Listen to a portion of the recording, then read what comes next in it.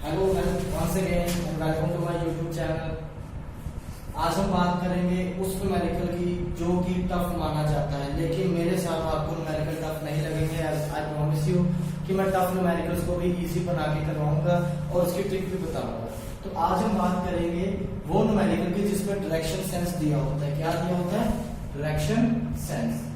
अब ये क्या चीज है? देखिए, वो न्यूमेरिकल्स जिसमें हमें नॉर्थ, ईस्ट, साउथ, वेस्ट ये वाली क्वांटिटीज दी और बताया हो कि बॉडी नॉर्थ की तरफ इतना मीटर गई है, साउथ की तरफ इतने मीटर, ईस्ट की तरफ इतना, साउथ की तरफ इतना, वेस्ट की तरफ इतना।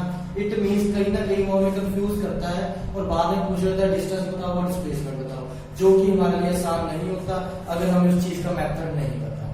लेकिन आज हम इसका मेथड डिस्कस करेंगे।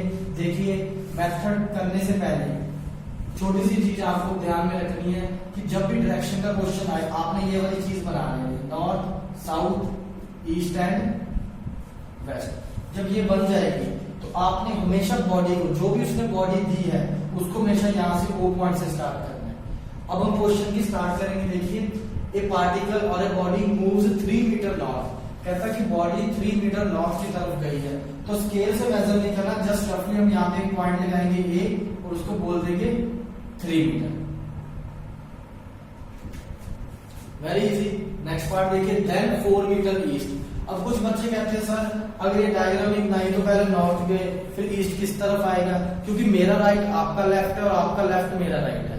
तो इस हिसाब से देखें तो ईस्ट भी लग गया, वेस्ट भी लग गया, नॉर्थ भी लग गया, साउथ भी लग गया, क्योंकि कोई सीधा खड़ा होता है, कोई उल्टा फेस करके खड़ा हो जाता है। तो उसको दूर करने के लिए ये ट्रिक बनाई गई है, इसको ध्यान से फॉलो करेंगे और आंसर निकालेंगे चुटकियों में। देखिए कैसे। 4 मीटर ईस्ट की तरफ गई तो स्केल यूज नहीं करना, जस्ट ऊपर लिख लेंगे 4 मीटर और बी पॉइंट पे बॉडी पहुंच गई। उसके बाद कह रहा है कि फाइनली 6 मीटर साउथ। और साउथ किस तरफ है? इस तरफ। नॉर्थ की तरफ गई फिर ईस्ट की तरफ गई, अब साउथ में जाएगी तो कितना डिस्टेंस कवर करेगी? उसने बोला 6 मीटर, तो मैं बाहर की तरफ लिख देता हूँ ये 6 मीटर। ये कौन सा पॉइंट है? C point. लेकिन अभी क्वेश्चन खत्म नहीं हुआ, अभी क्वेश्चन फंसेगा। देखिए कैसे। Calculate the distance travelled and displacement. बस इतना ही बोला, आगे कुछ नहीं बताया। लेकिन उसने बोला क्या कि बॉडी ने कितना डिस्टेंस ट्रैवल किया। जब भी आपको ये चीज पूछ ली जाए तो समझ लीजिए आपके हाफ मार्क्स आ चुके हैं। कैसे?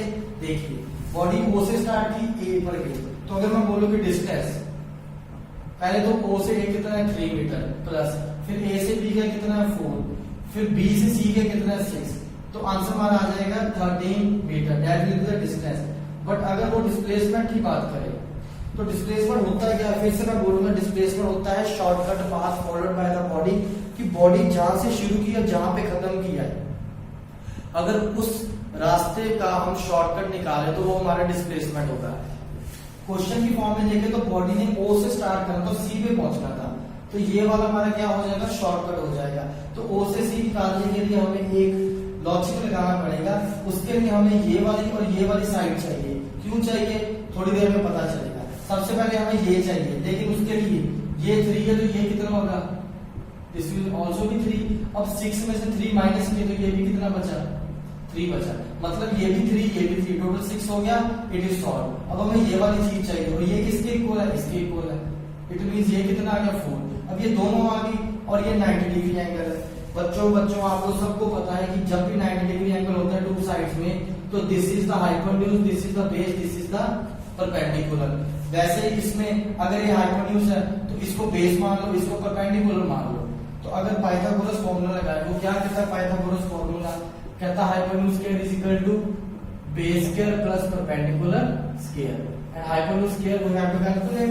Base square means 4 square, perpendicular means 3 square. Answer will be 4, 16, 3, 3, 9.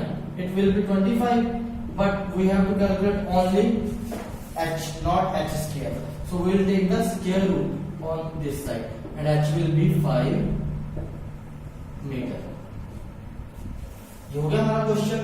लेकिन आपको एक शॉर्टकट और बताना चाहता हूँ आगे के क्वेश्चंस के लिए, जिसको आपने एज अ मेरी ट्रिक मान के चलिए, जिसके लिए ही मैंने ये चैनल बताया, ताकि मैं ज्यादा से ज्यादा बच्चों और लोगों और टीचर्स के साथ में ये ट्रिक शेयर कर सकूं। देखिए कैसे।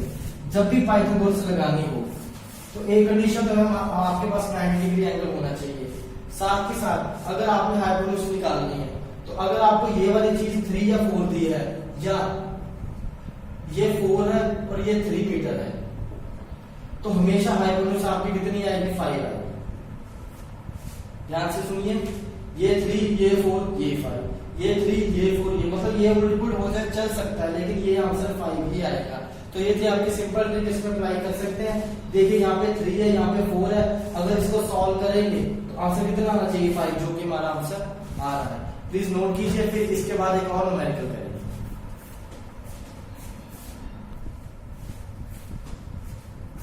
उम्मीद करते हैं आपने पिछला न्यूमेरिकल नोट कर लिया होगा। तो चलिए एक और न्यूमेरिकल करते हैं, एक और अच्छे कंसेप्ट के साथ, और इसमें देखेंगे क्या कंसेप्ट यूज होता है, ताकि आप चुटकियों में न्यूमेरिकल कर सकें, और जब भी क्वेश्चन आए आपको देख के पता चल जाए कि इसमें कौन सी टाइप यूज हुई है और हमारा आंसर कैसा आएगा।